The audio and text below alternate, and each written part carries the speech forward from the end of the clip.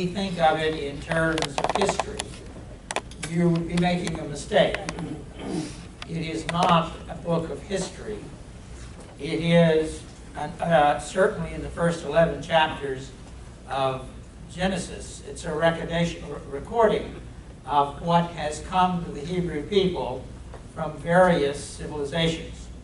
It is part myth in the first 11 chapters, but it then becomes a history of the Hebrew people, but you have to take it in the context that the history is verbal for several hundred years. If we look at it, history begins around 1450 BC. Now that's a date that's also debatable.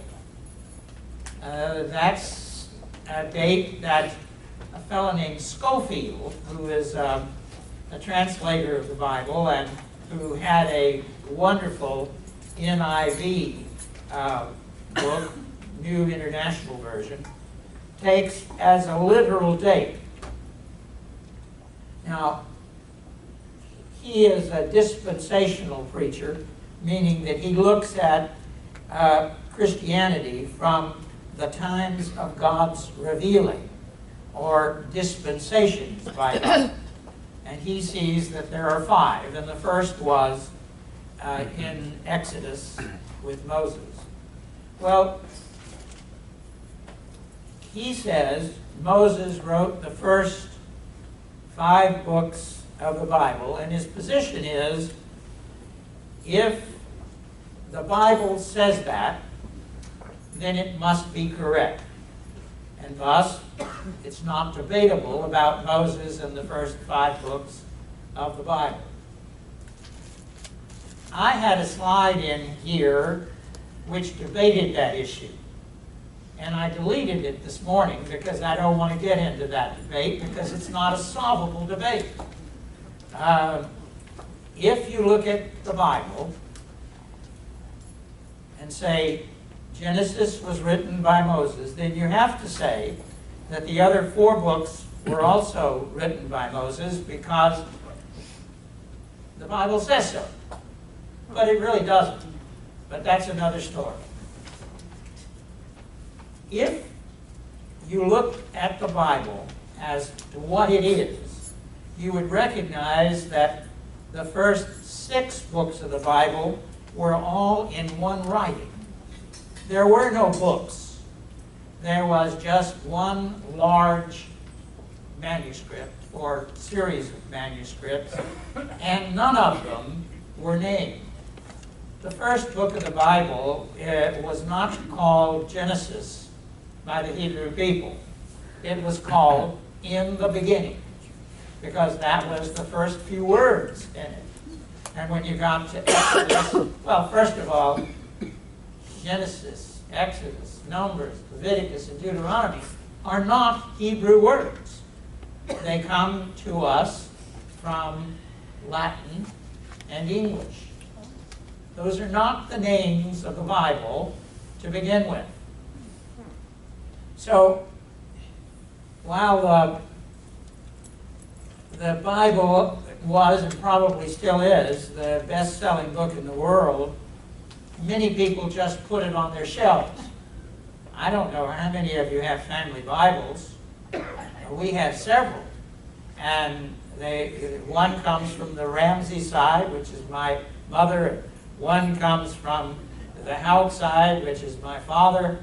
And in there is the ancestry and the little charts. And I can't figure them out at all. So nobody looks in that. Is that what happens in your house? Yes. Well, there's some simple rules for approaching the Bible. First rule, it was not written in the order that has been assembled. Please bear that in mind. The assembly of the Bible, both on the Hebrew side and the Christian side, was a composition made by various organizations saying, well, this is the most popular book in our synagogue, or this is the most popular book in our church, and therefore the Bible became a symbol, in many cases, based upon what was popular, where and what the size of the church was. But yes. was Genesis first? I mean, that's in the beginning. Genesis was first, but that's the only one Okay. that you can be sure about. And but when you get to the New Testament, you can't be sure about any of it because it's an assembly. Second rule: the original language was Hebrew, a Semitic language. And that happens to be a language spoken by a group of people in the whole area. There was Mediterranean Semitic, or Northern Semitic, or Southern Semitic. There were various manifestations of the Semitic language. The Hebrew Bible was written in Hebrew in a Semitic language. That makes a big difference when you start taking that language and putting it into Greek or Latin or English. There were various meanings to every word. The best guess is that the Hebrew language had 5,000 words. That would mean that every word had at least 5 meanings in order for it to get to the Greek concept of vocabulary of 25,000 words. And how many meanings would the Semitic language have to get to the number of words we have today? While as I'm speaking, the vocabulary is expanding. I'm not expanding it, but people out there with their little machines are constantly adding to the vocabulary. So, remember then, we're dealing with a very small vocabulary being expanded into a very large vocabulary where the translator has to assume what the original word meant because he has 5 choices or 10 choices. You with me? Okay. Boy, you're good. Okay. The original transmission was oral, encompassing centuries of transmission around the fireside at night, where the tribe assembled, or tribes assembled, and the patriarch or elder told the story. One of the phenomenal things about the Hebrew people is their remarkable ability to remember the story. They learned that because it was necessary. Fourth, the traditions that comprise the Old Testament come from 13 tribes. The tribe of Levi being the 13th tribe. And subsequently, the remembered traditions become the traditions of 2 countries. Israel, the 10 northern tribes, and Judah, the 2 southern tribes. So when the Bible comes together, it represents the traditions of 13 tribes impacted by a division into 2 countries. You got it? Okay. What would our Bible be like if it had been written in America by the North and by the Confederacy? What traditions would have been recorded in the Bible as it came together? Those traditions might be contradictory, and the interpretation of the tradition would be perhaps contradictory. So as the Bible is assembled, the people who assemble it have to fit it together to reflect both the North and the South traditions. They may be different. If you read the story of the flood, you would find that that's a story told by two different sources. Now, I've just committed sacrilege because that would mean that Moses was split into two personalities. But it's two different sources as to how many days it rained, how long it rained, how deep it was, how it got over with, etc., etc., etc. But that's not the only time that the traditions come to play. When we read the Bible, then, we have to remember that we're reading traditions from two principal sources, north and south, and 13 tribes. Got it? Yeah. So the language that gave us the Hebrew Aramaic was originated in Phoenicia. Best date is 1050 BC. That's a guess too, because the vocabulary that we understand now originated in Canaan. And where? Canaan. It was a Canaanite language. The Sumerians were contributors before that, but, oh, welcome, Mrs. Howard.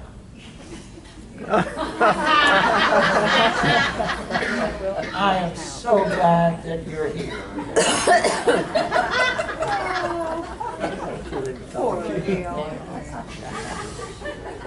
I will pay for that. We're in separate cars, so she can't leave me in the car anyway. The question then, was the Bible written in some other language before 1050? Yes, sir. Well, aren't there several other different versions of the flood? And Oh, did there's, that yes. come from other Greek, other countries as well? Were there several, the question was there's several different versions of the flood. Almost every civilization has a flood story, including the Native Americans of this country have flood stories. So that's in the first part of the Bible that has some myth associated with it, because it's if you were Johnny come lately on the civilized scene, as were the Hebrew people, you would assemble information from the sources through which you passed. And one of those stories would have been the flood. The other story is about the giants who mated, or the angels who mated with, yes? Wouldn't the fact that all different civilizations told the same story about the flood mean that it really happened? What was her question? Her question was, if every civilization told about the flood, doesn't that mean it really happened? Yes and no. Yes, every civilization experienced a flood, but every civilization was not completely wiped out for a few people. None of those civilizations told of the totality of the flood, as does the story in the Bible, where only Noah's family survives.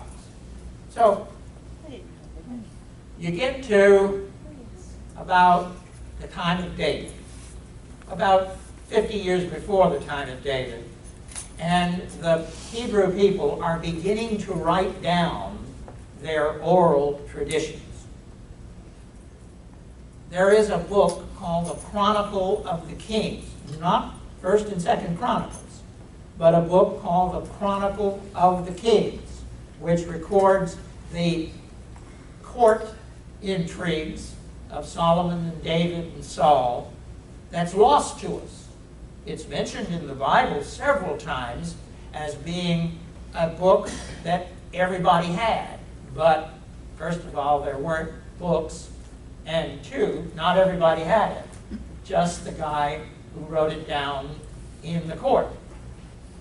It's sort of like a New York Times reporter writing down David's activities with the bias of a New York Times reporter, if I might pick on them.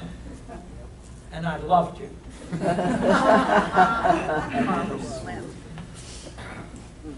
One of the things that strikes us about the Bible is the devotion to the Hebrew God Yahweh.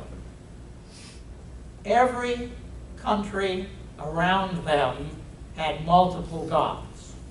They were unique in having one God that was invisible. Everybody had gods and statues and temples, but they didn't.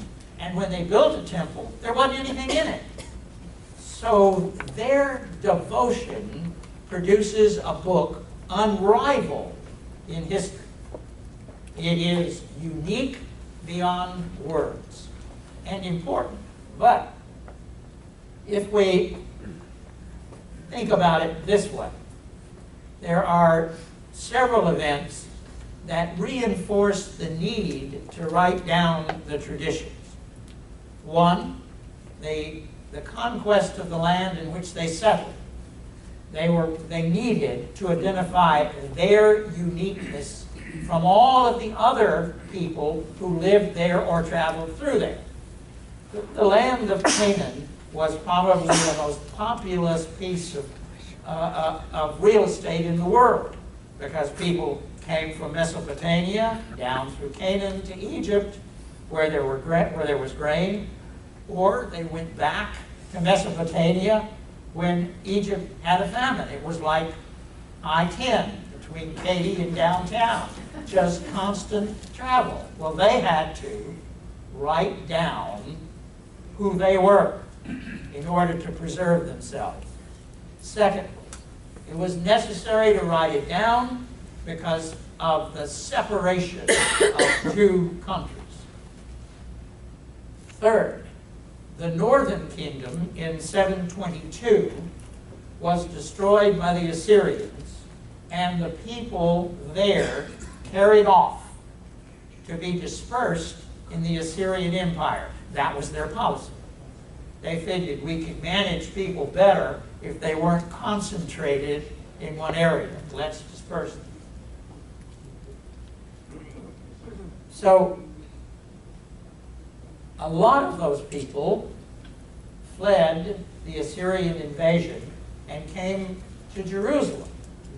And when they came to Judah in the south, to Jerusalem, they brought with them their rendition of the Bible, their traditions. How do you accommodate the existence of two diverse traditions in one community? You put them together. Okay? So, this would take several hundred years, and I'm about to show you how long it would take. In 586 BC, the Babylonians conquered Judah, and therein was a movement of people out of Jerusalem and Judah north to Babylon. They had to carry with them what? Their traditions, their written documents, or disappear, to be absorbed into the Babylonian community. There's no way that Yahweh could be preserved without the written document, because the king was killed or blinded, the priests were killed or dispersed, the temple was destroyed, there was no Judaism in the same way that it existed before. And so the only way was to bring it together in a form where people could read it. So, let's look at this. The traditions would become critical. Scholars advise today that the last book written in the Bible was the book of Daniel, written around 160 or 150 BC. Now this started way back up with David, 1000 or 950, and we come all the way down to Daniel. There's a great debate about that. Some scholars say Daniel was written around 500 and talks about that time. Other scholars say, no, it was written after the fact, in 150. There's nothing but argument here, so I'm not going to try to tell you what you should do as to your beliefs.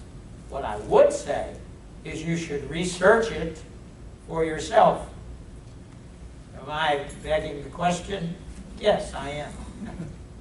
Besides, this is being televised and will be broadcast, and I'll get all kinds of letters. So let's look at it this way. 950 BC, the Old Testament is being started. The Old Testament is written and goes down to 250 BC.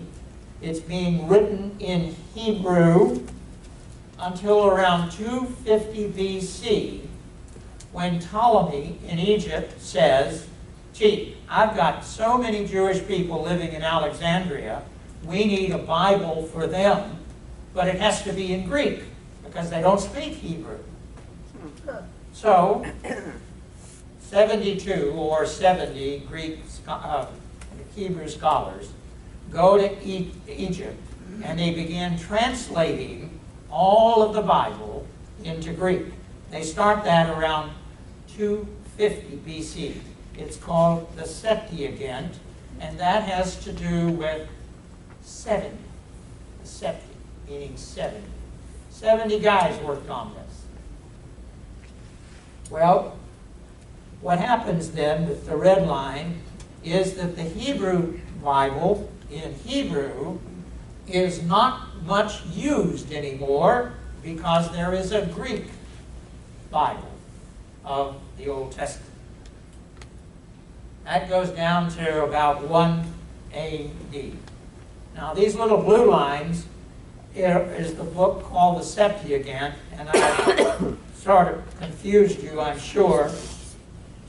But the Septuagint, in the contradiction to it, is represented in red. People are using it, but there's beginning to be opposition to it. So, look at the blue line. The Septuagint continues to exist until 90 AD, when the rabbis say, we can't accept this Greek Hebrew text because it's inaccurate, and therefore the Bible must be in Hebrew again. That's the line going off. The Greek text is ill-used, except by a guy named Paul. The text that Paul uses when he writes his letters is the disavowed Septuagint, the one that fell into disfavor. The difference between the Septuagint and the Greek translation, the Septuagint, and the Hebrew translation has to do with the choice of the meaning of words. And in the Septuagint, some of what's translated in Hebrew is changed because the Septuagint scholars said, well, that's not the best meaning of the Semitic word. So they made it different. So we have this white line going up the middle, which is now a Hebrew Bible in opposition to the Greek Bible, which was written in order to improve upon the Hebrew Bible.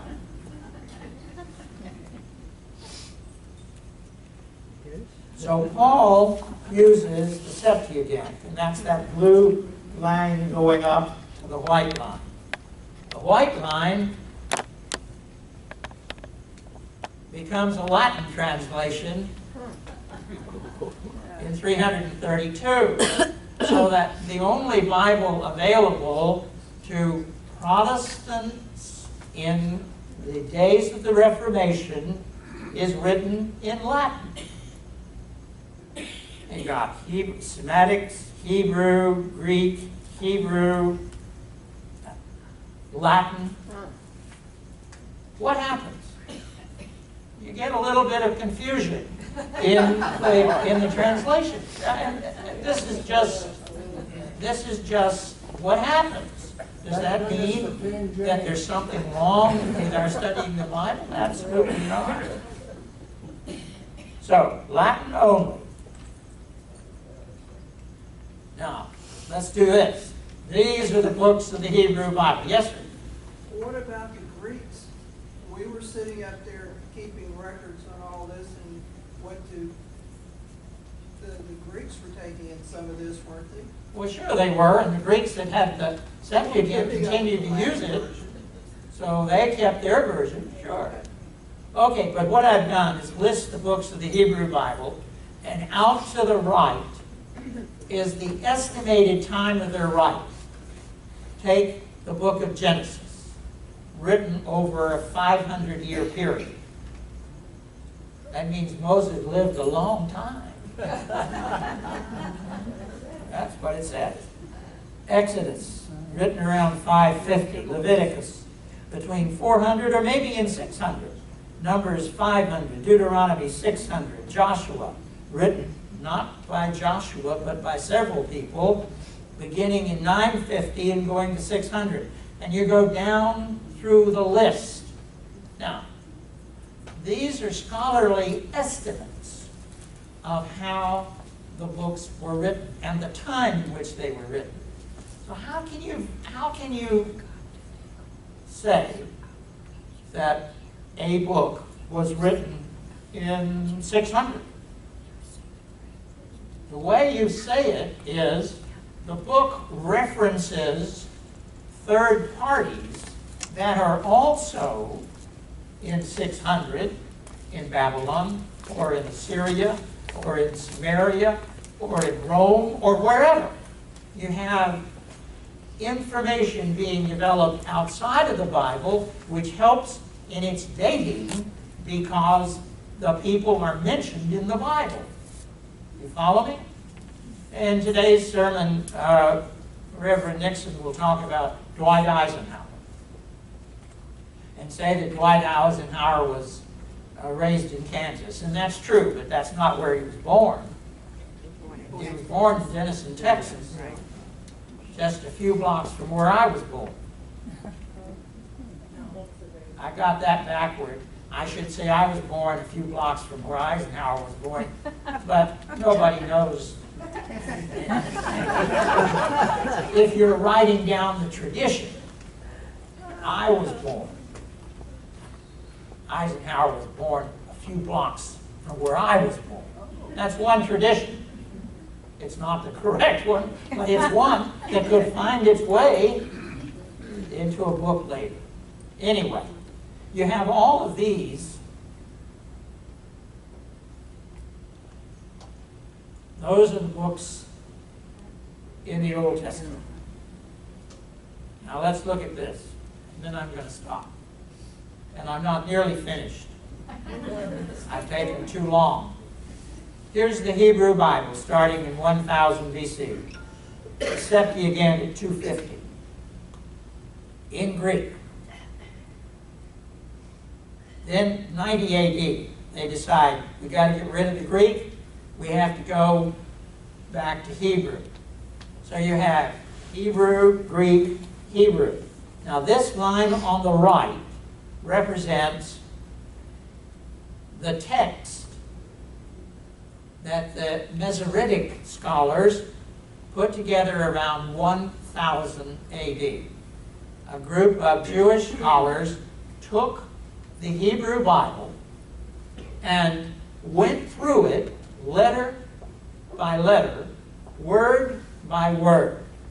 They recopied it to make it accurate. It is the first time that there was a pronunciation mark put in the text to tell you how to say or speak Hebrew. Over here, there's no, on the left side, there are no pronunciation marks.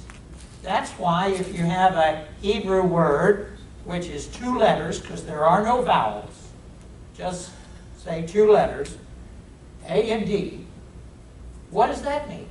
Well, I'm sorry, it couldn't be A because it's got to be D and F. So, how do you say that? What's the vowel pronunciation in the middle? Maybe it's U, doof. What does that mean? Well, it doesn't mean the same as diff. It means doof.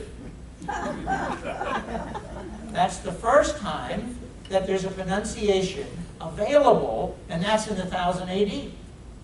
So what does that produce? It produces several great English Bibles in which Hebrew has been corrected because you now know how to pronounce it. Maybe. Maybe. You have to figure out what vowel to put in it. So let me tell you, and I'm stopping because it's 10:40 and you need to get upstairs. When you think about the Bible, remember it is a miracle. No other book written or dreamed of has ever been like the Bible.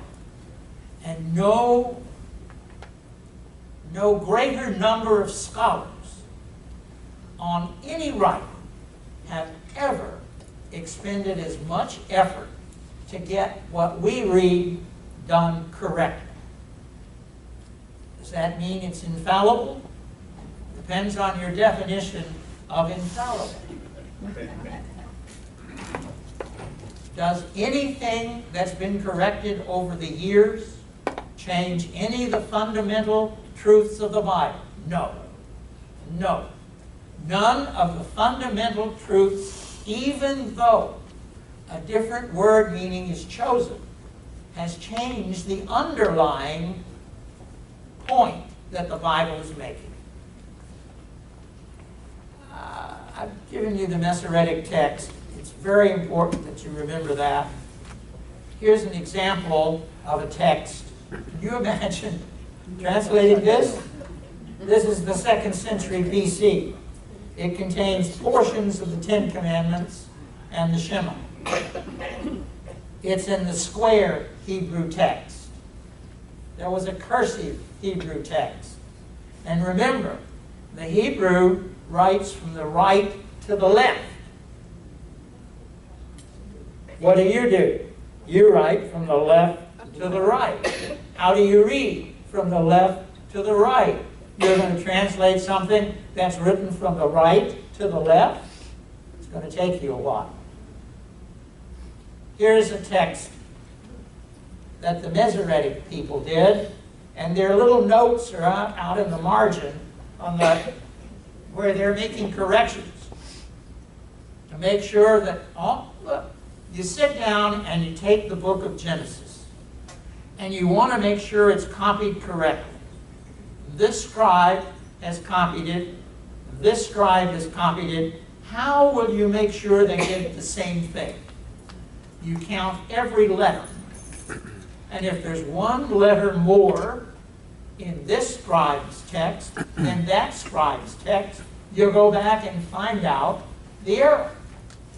And you correct it. They took the Bible, the Hebrew Bible, and knew the exact letter that was in the middle because they counted both ways. This was a marvelous, marvelous effort on the part of those people. And it's now time for me to stop. Question? May I continue this next week? Huh? All right. I will. Yeah, thank you. Because it's really already here, but I've got a lot more to give you. Okay, doke? All right, see you next week.